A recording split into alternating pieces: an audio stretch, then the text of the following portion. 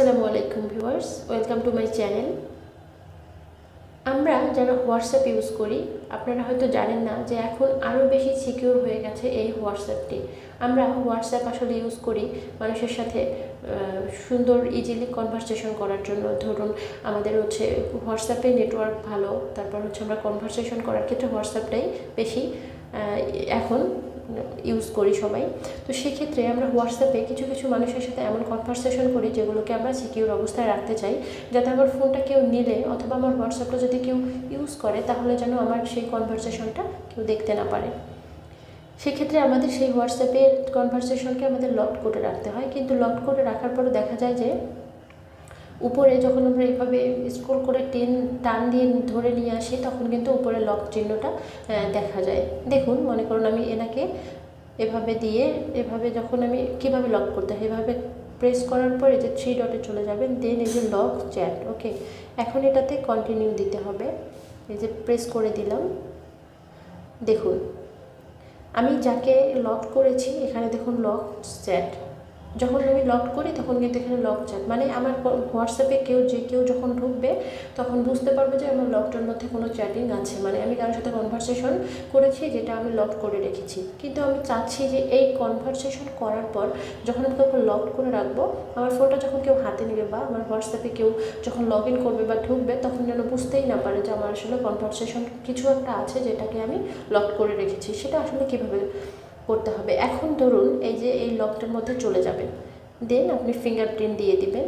দেখুন এখানে আমার এই কনভারসেশনটা আছে, এটাতে আপনি চলে যাবেন, গিয়ে এই যে এভাবে প্রেস করার পর আপনি এই 3 ডটে চলে যাবেন। দেন আনলক কিন্তু যখন করবেন তখন আনলক হয়ে যাবে। এটা এখন আপনি চাচ্ছেন, এই দেখুন আপনি এখানে চাপ দিবেন, দেন এই দেখুন চ্যাট লক সেটিংস। ওকে, তারপর এখানে দেখতে পাচ্ছেন হাইড লক চ্যাট।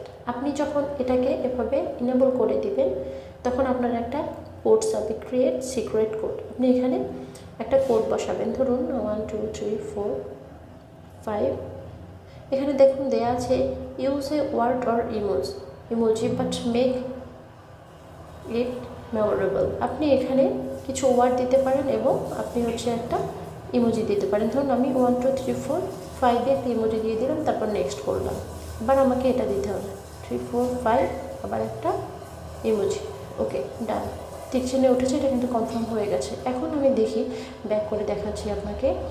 এই দেখুন আমি এখানে এখন এভাবে টানছি, কিন্তু আমার এখানে দেয়া আছে, আমি যখন প্রথমে আপনাকে দেখালাম তখন কিন্তু আমার উপরে লক চ্যাট নামে অপশনটা ছিল, কিন্তু এখন আসলে নেই। এখন এটাকে আপনি আবার চাচ্ছেন যে এটা থাকবে সামনে, তার জন্য আনরেড করার জন্য আপনাকে ধরুন এই কনভারসেশনে যেতে হবে, তারপর এখানে গিয়ে চ্যাট লকে আসতে হবে, দেন আপনাকে এভাবে প্রেস করতে হবে। চ্যাট লকের মধ্যে কিন্তু আরও একটা নাম্বার আমার চলে গেল। এখন এটাকে আপনি বের করতে চাচ্ছেন, মানে আপনি সামনে নিয়ে আসতে চাচ্ছেন, তার জন্য আপনাকে এই সেটিং অপশনে যেতে হবে। দেন আপনাকে সেটিং অপশনে আসার পর আপনি এই যে প্রাইভেসিতে চলে আসবেন। প্রাইভেসিতে চলে আসার পর আপনি এই যে দেখতে পাচ্ছেন চ্যাট লকে আপনি এভাবে প্রেস করবেন। করার পর আপনি এই যে দেখুন unlock and clear lock chat, আপনি এখানে যাবেন, আনলক অ্যান্ড ক্লিয়ার আপনি এভাবে দেওয়ার পর আপনি দেখুন যাদেরকে আপনি লক করেছিলেন তাদের কিন্তু আবার এই কনভারসেশনগুলো আবার আপনার চ্যাট লিস্টে চলে এসেছে। এই অবস্থা।